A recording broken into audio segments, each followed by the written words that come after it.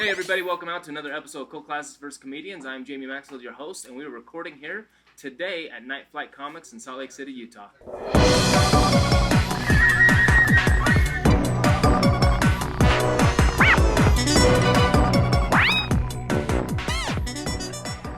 And I have got these four very lovely people with me who actually have a sense of humor, and we're going to talk about films today. Oh, nice. So I've got Andrew Jensen. What's up?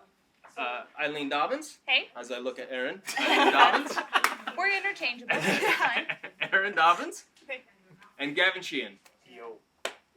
And today we are going to talk about mid-90s movie? Mid-96. Yeah. And this is your submission. Yeah, Take us Freeway. through Freeway. Freeway is a story about Reese Witherspoon plays a role that you've never seen her in before. And she's like basically a criminal type, through juvie a lot. Terrible life. Her mom and her stepdad get arrested, and so she goes on a trip to find her grandma. And on the way, she gets picked up by Bob, who is like your stereotypical nice guy, family guy. It kind of goes into basically, he's a, spoiler alert, he's a serial killer, the I-5 killer. And he tells her, I'm going to kill you, and I'm going to, do some stuff to you when you're dead. So it's pretty gritty movie. But the cool thing is Reese Witherspoon's character doesn't take shit from anybody. Yeah.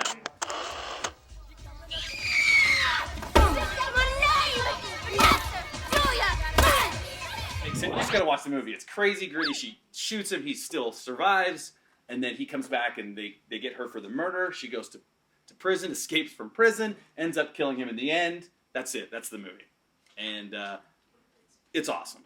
I think. Anyway, I think it's not for kids or people who are adults that can't handle it. Yeah. Eileen, how about you? I really, I was surprised how much I really enjoyed the movie. They kind of follow a Little Red Riding Hood theme. Yes, exactly. Especially at the end. Yeah, so you know where it's going, the whole movie, because we all know the story of Red Riding Hood. But just a lot of great depictions of these characters. I always feel like Keifer Sutherland is a creep in every movie I watch. Like he's secretly a serial killer. So it was nice to see that be true for once. Great performances, gritty, but kind of kick-ass. Gavin, how about you? I felt like I needed a shower after it. Yeah? This is a movie that you could only get away with in the 90s, I feel. It's like Lost Highway, where if you tried to recreate or make that kind of movie now, people wouldn't be interested in it or it just wouldn't play. But it has just this layer of filth on top of it that you kind of have to sit through and work your way through. And if you're not comfortable with it, you're not going to enjoy the rest of it. You looking for this? Now you just settle down! I'm gonna kill you! You want me to slit your throat right now? Is that what you want me to do? Okay, I'm stopping, okay? But if you find the humor in what's going on and can get through that, then this is a blast to watch. And if you're not comfortable with it, maybe ask yourself, why aren't you comfortable with it? You shouldn't be comfortable with it. It's bad stuff. Yeah. No, it really is. It's grungy. It's very eye-opening, though, to me, because it makes you think, and that's what I love about films, is when they make you think, and they might make you uncomfortable, and they might make you go, oh, wow, I would never watch this again, but it makes you think. I don't know, I just love films that make you, self-reflect a little bit. But it does feel like the movie layers on as you go. So you're starting with her clearly being an illiterate teenager. Yes. In Then this you- most supportive literacy class I've ever seen. Like, someone made fun of her. You girl. Milk. Yes, that's right. Very good. Great, Vanessa.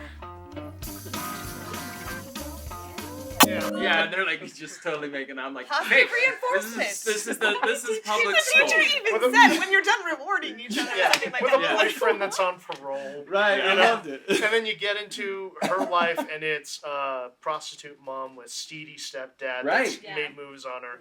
Then you hike that up a level where Keifer's getting her to talk about what it's like, being molested. Then you get to the actual, like, the two of them confronting each other. And it just keeps going throughout the entire film. And it doesn't really put a break on anything.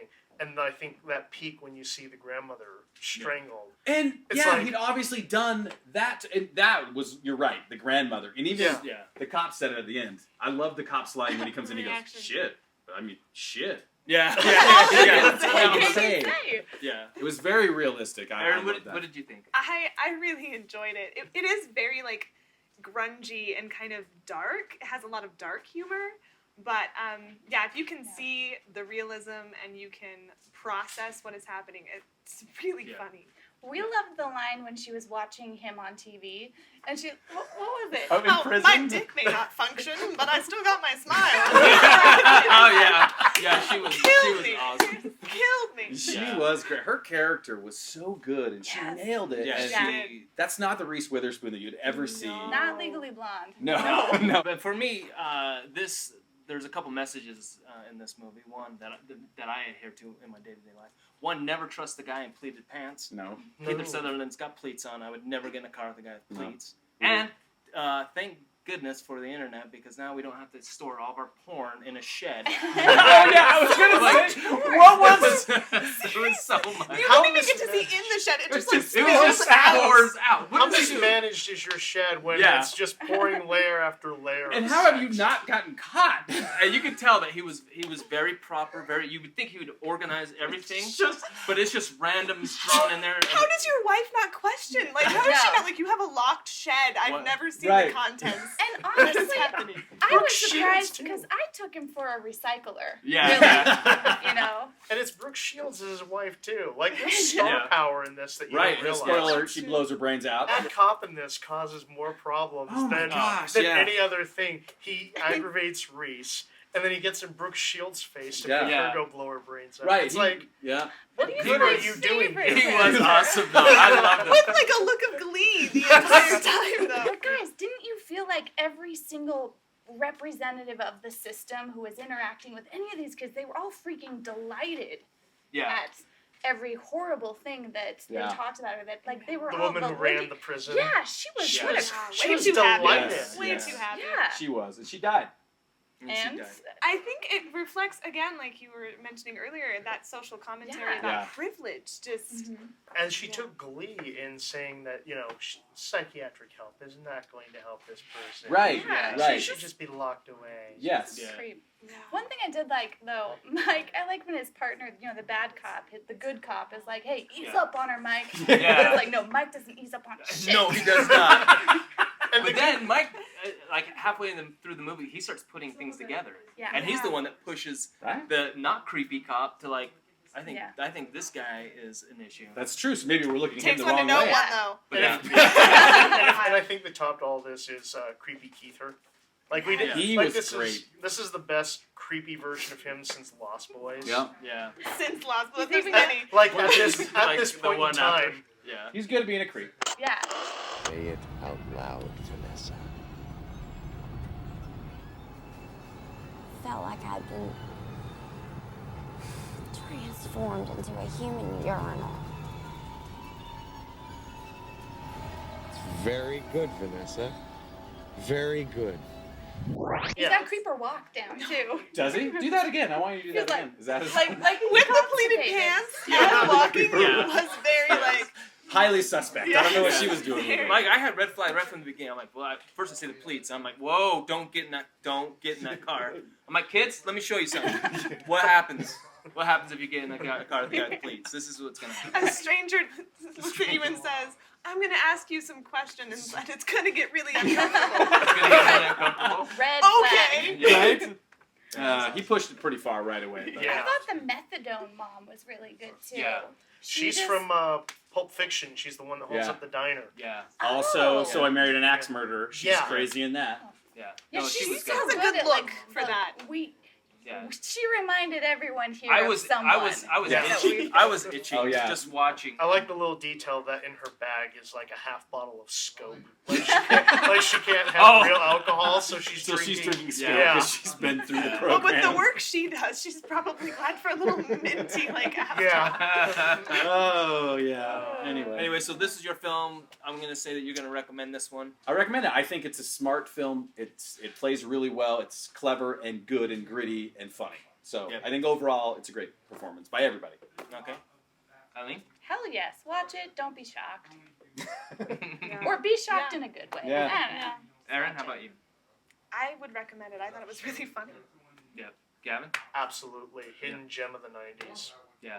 Yeah, and for me, it's a very recommend. Reese Witherspoon was money in this film. She was money. So Yeah. good in this film. So quotable. Yes. Yeah. And I it makes- honestly thought Jack Bauer would put up more of a fight, but apparently he doesn't. He doesn't. And considering the way this film is done and the kind of tone it has, I'm shocked more people don't know about it. Yeah. So am I, actually. Yeah. Yeah. Because Yeah. you think this is a standout film for a lot of these Yeah. people.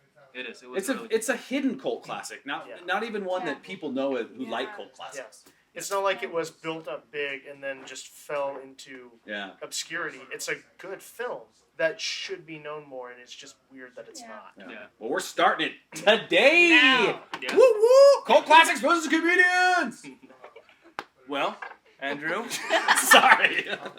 I got no response. Just all right, good how, job. how can people follow you besides tracking down Just the walk loud down the voice? street. I'm yelling all the time. Yeah. ToysouPComedy.com, Andrew Jensen on Facebook, or Super Ginger Boy on Instagram. Okay. Gavin, how about you? The Gavin Sheehan on Instagram, Twitter, and Facebook. You can also find me at cityweekly.net/underground. Find all my articles on my blog and whatnot. Okay. Erin? If you follow Eileen, I'm pretty easy to find. Tagged all the time. Tag it all the time. That's true. Eileen, so how can people follow you, then follow Erin? Eileen is a jerk on Twitter, and Eileen Dobbins on Facebook, or you can check for our hashtag, obnoxious Facebook couple. No? Perfect. We have our own. And then I'm Jamie Maxfield on Twitter, just at Jamie Maxfield. And also don't forget to follow Cult Classics vs. Comedians on Facebook. We also have Ben and I produce a monthly show called, it's on hiatus right now, but it will become monthly again one time soon.